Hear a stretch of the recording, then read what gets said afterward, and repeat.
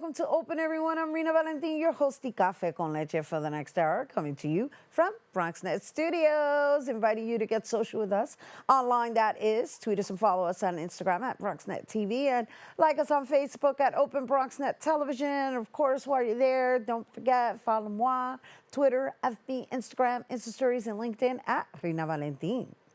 Our first guest has traveled over 50 countries while documenting the journey to share travel tips and restaurant reviews through her website and social media.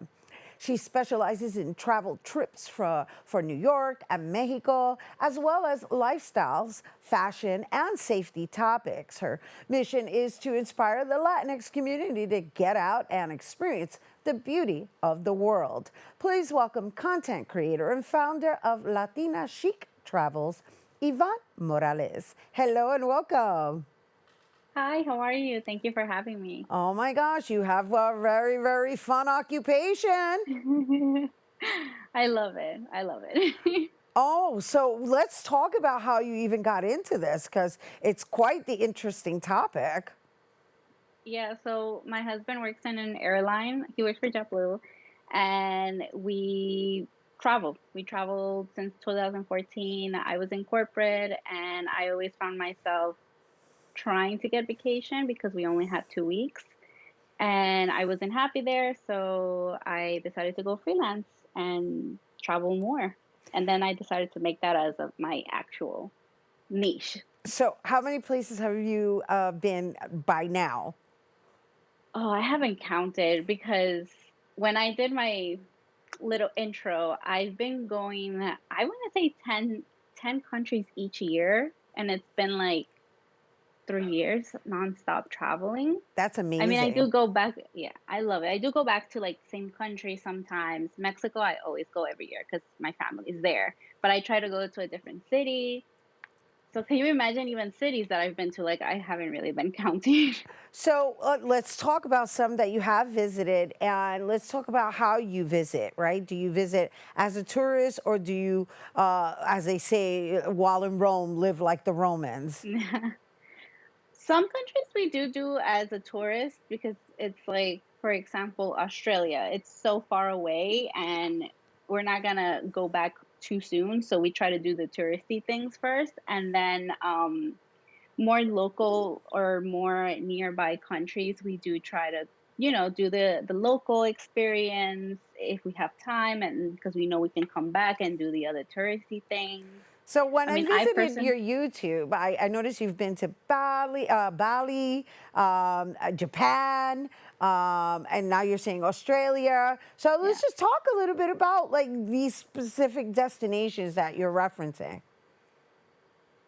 Well, Bali was my first solo trip. That's something special to me. I actually just recently went again after Australia because we were so near. Um, Japan was my favorite. It's also a very good solo destination for women. I did not go solo, but that was a trip that I did twice. I did Mount Fuji. Um, Mexico, I can go on. I mean, it's beautiful. It's my country, and there's just so much more than just Cancun. Right. I can imagine. I would imagine the food must have been delicious in Japan. I mean, I Yes. personally am a Japanese food lover, and I know that's Ooh. also one of the things that you highlight. So let's talk about what people actually receive from, I guess, your YouTube as well as your social media. Because even though you're traveling, I noticed that you're capturing, right, the way you're capturing it. I mean, perhaps our audience viewers may not know that you're using drone videos. I'm going, oh my gosh, they're really going out in the capture of it. So I just want to know, like, what exactly are you really sending as a message, capturing it so visually stimulating as well? I love to capture it visually because it's a beautiful country and obviously I have the equipment, so a lot of practice with the help of my husband too. We fly it because I do want to show, like, for example, Rainbow Mountain in Peru was so beautiful. At the time when I went, it wasn't that popular, so why not fly it? But I also do love to share more local and how I or like the hiccups that I go through. Like not everything is glamorous in travel. We always have our ups and downs. So that's another thing that I guess my audience likes that I share. Let's talk about the upcoming holidays and traveling the months of November and December. Oh yeah, it's gonna be very hectic because travel is always busy during those months. I do like to go off season or maybe a little bit before the Christmas holidays. Like for example, I am going to Paris for the beginning of December, and I'm gonna go try to capture Christmas things to do in Paris. I'm going early because I know that even here in New York, we're starting to show Christmas in November. So definitely on Christmas, I'll see that and I'll share that and I'll have that ready for Christmas time. And so you mentioned off season. So is there a resource that you reference to knowing what's in season, off season? Because I know that affects the cost of travel as well. Definitely. It's basically school. Where whenever children here in the United States or even in the country, but mostly here in United States, I go like, oh, it's a holiday. I'm not gonna try to go for President's Week somewhere because A, I fly standby, I'm not gonna get a seat, and B, it's gonna be really packed and not the experience that I want. So you gauge it according to the kids' holidays, the school breaks. That's Definitely. very fascinating. That's a good tip, actually. Do you have any other Yeah. tips you want to share?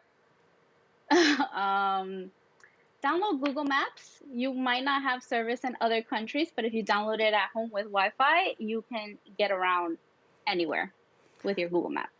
And what would you, obviously, you're going to Paris, France, but are there any hot spots that are like a go to destination this year? Oh, actually, what I'm asking is like, are there different trends each year of what's considered a hot spot? I feel like any like Christmassy town would be a major hit, especially during the holidays. London is a very big one too. It reminded me of New York with the Christmas lights and everything. I'm sure Paris is another one. New York is a major big one. Like I live from New York, I live here and I was born and raised here, so I don't see it like that. But I do see like all my friends that don't live here. They're like, oh my God, I will die to go during Christmas time, but it's so expensive. Yeah, so that's a wonderful close for us in discussing a little bit about New York because I did appreciate that the captures that you did for New York in the fall season, the foliage, the bike riding, the things that maybe us New Yorkers may take for granted because it's accessible to us. So. Let's just share what's happening, I guess, through your eyes in your views of travel in New York for the holiday season. Definitely. You will definitely get that this year. Right. And so, I mean, obviously, we always know Rockefeller Center, Radio City Music Hall. But what I was sharing with everyone and what I appreciate about what I experienced was your simplicity of just capturing bike riding on a path in Central Park with all of the autumn leaves and the foliage and really indulging in the season. So I just wondered, like, for the holidays, do you have anything unique, separate from what we all know, to explore and experience in New York? I mean, Diker Heights is really cute to go and walk around. It's free and I mean, it's houses, but they're very, very decorated, like super decorated, decked out. They go all out. And I started going only 2 years ago, and I love going there. It's like a annual thing now for me. Well, thank you for sharing it with our viewers today, Ivonne. All right, everyone. That was Ivonne Morales, content creator and founder of Latina Chic Travels. And once again, for more travel trips, not only trips and tips, you can visit latinachictravels.com and follow her on social media at Latina Chic Travels.